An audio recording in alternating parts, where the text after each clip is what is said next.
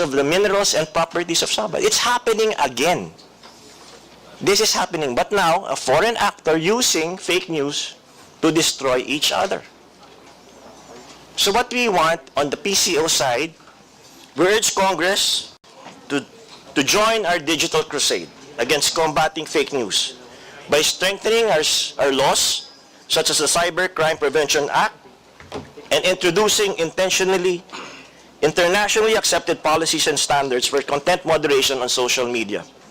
I respectfully encourage our honorable lawmakers to consider the framework of the Digital Services Act, a recently adopted EU regulation which prevents illegal and harmful activities online and the spread of disinformation while still ensuring that the freedom of expression is upheld. The danger right now, sir, the greater danger right now, aside from fake news, is deep fake, wherein you put a person's face on another person. There were several complaints raised with the PCO that said, sir, tignan mo naman, may mga known personalities recruiting on advertising, mga scams. Yung mga OFW natin, nai-scam. Dahil nakalagay yung boses ng isang kilalang personality or isang kilalang negosyante. Pero hindi naman totoo yun. Imagine if you put the head of the Comelec commissioner doon na ang nagsasabi, akala mo deepfake din. It is a national security concern that we really have to fight, not against each other, but collectively, we fight together. We fight as one. Because, you know, the fight against fake news should be prioritized. We said before, right, it was the fight against illegal drugs. But in this generation, the fight against fake news, deep fakes, they bring so many social media ills. Look, we now live in two worlds, the cyber world and the real world. The children right now spend more time on the cyber world. And if you give them constant disinformation, if you give them constant lies and negative news, what will happen to the next generation of Filipinos? We will forever be divided, just like what's happening in the United States. It's now happening in our country. It's so hard now to reach out to the yellows, to the greens, to the reds, or wherever political camp you belong to. What we need to do is to unite. Look at what happened, example, to Congressman Rodante Marcoleta. Pinagbumura siya. Nilait-lait ang kanyang relihiyon. Tama ba yun? And yet, there's no regulation. There's no regulation. There's no punishment. So, on the part of PCO, we're trying to come up with an operational system wherein the DICT, the Department of Justice, and PCO should come up together to take down all these posts we consider national security concern and posts that divides Filipinos and spreading of fake news, and also the fight against illegal online gambling on the internet. It's not just fake news. There's so many ills there. But of course, with technology, there's good and there's bad. It can be a force of good.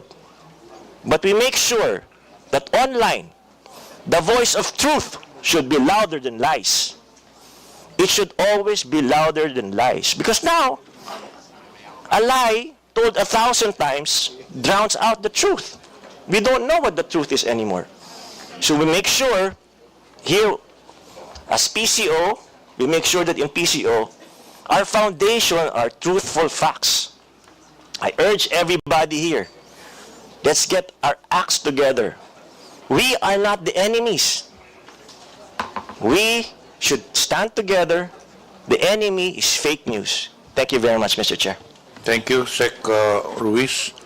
Before we continue, may I acknowledge the presence of Deputy Speaker David J.J. Suarez, and online we have Honorable Nelson Dayanghirang, Honorable Raul Daniel Manuel, and Honorable Celso Rehencia.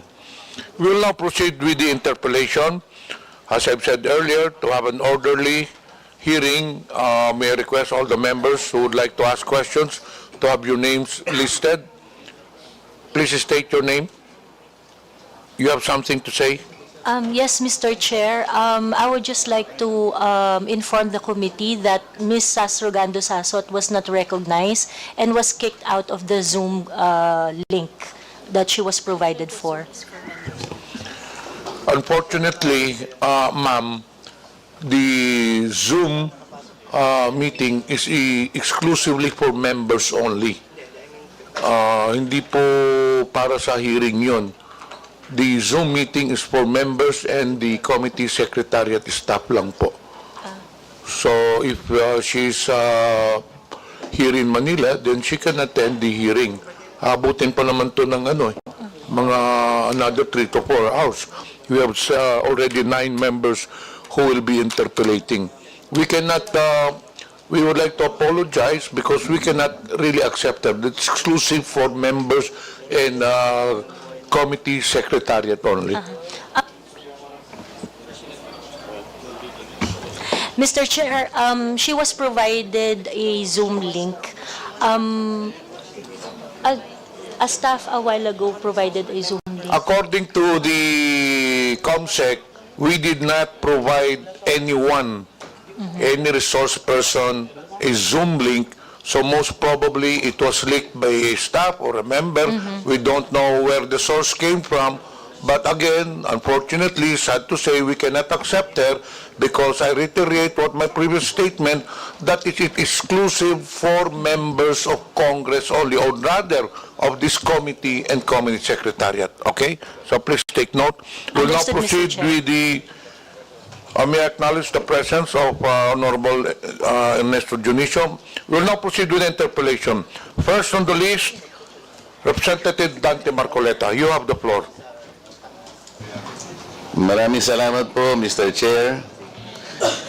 What I would like to say is not an interpellation. Maybe I will just make a very general manifestation, Mr. Chair, because up to now, I am not yet sure how how can we address this looming problem that the country faces in relation to fake news and deep fakes, false narratives and false information in the face of certain gold standard set by our Supreme Court. This gold standard, Mr. Chair, came in the form of decisions. May I just cite at least 4 of them, Mr. Chair, for our sake. This concerns the conduct of public men, people in government, and how criticisms can be hurled against them and how should they respond to these criticisms. I think these are very important standards, Mr. Chair, in the wake of our desire to probably make laws in relation to free speech. The first one, Mr. Chair, is the case of Yabut versus Office of the Ombudsman, 303 Philippines 319. And I quote this: a public official, more especially an elected one, should not be onion-skinned. Strict personal discipline is expected of an occupant of a public office because a public official is a property of the public.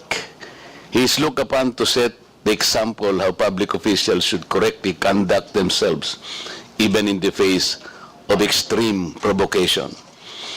The second standard, or the second case that reiterates this standard, Mr. Chair, is United States versus Bustos, 37 Philippines 731.